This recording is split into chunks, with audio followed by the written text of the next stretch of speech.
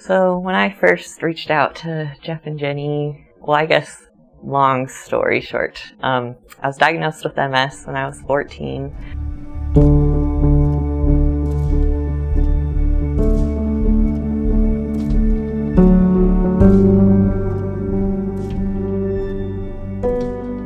I think about 9 months after I was diagnosed, they wanted me to start daily injections, and that was terrible. I feel like the side effects from that were worse than the MS, but as I got older, things progressively got worse, and when I was a junior in high school, I was actually hospitalized for 4 days just because I had such a bad attack.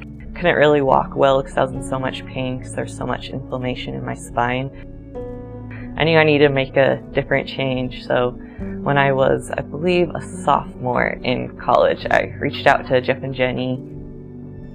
She actually came to us with the goal of competing, which when we found out about what conditions she was dealing with, we were nervous about it. I didn't know that if her central nervous system could even handle the workload required for it, because it's hard for anybody. And within the first 3 months, she was able to get off all medication. Now, this was a decision that she made. She decided that she no longer wanted to take it because it had a lot of side effects that came with it. She was able to build muscle continually at a rate that I almost couldn't believe.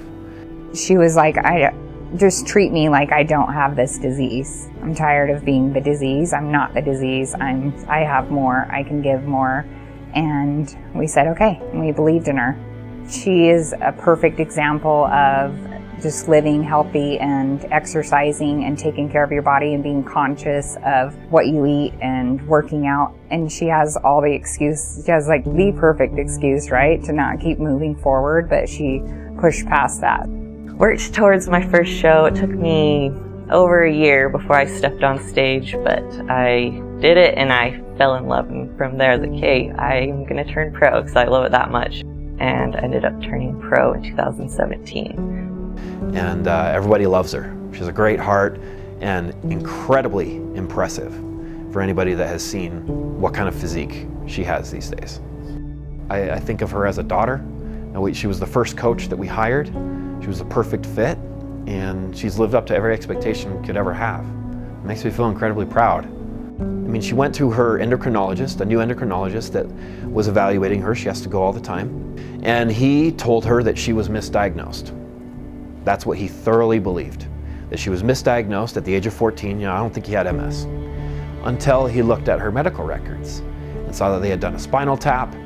Clearly, she had MS. And the reason why he had thoroughly believed that is because of how well she was doing. By no means do we claim that we can cure multiple sclerosis, nor is she cured.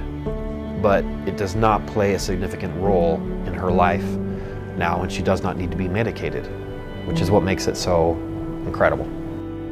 I was basically told, like, all growing up, like, this is how it is. You're gonna feel like crap the rest of your life. Just, you gotta learn to deal with it, learn to cope with it. But it's so dumb to me because you can take control and you can have a better quality of life if you put your health first and if you take care of yourself, exercise, eat the right foods. You don't have to live a crappy quality of life.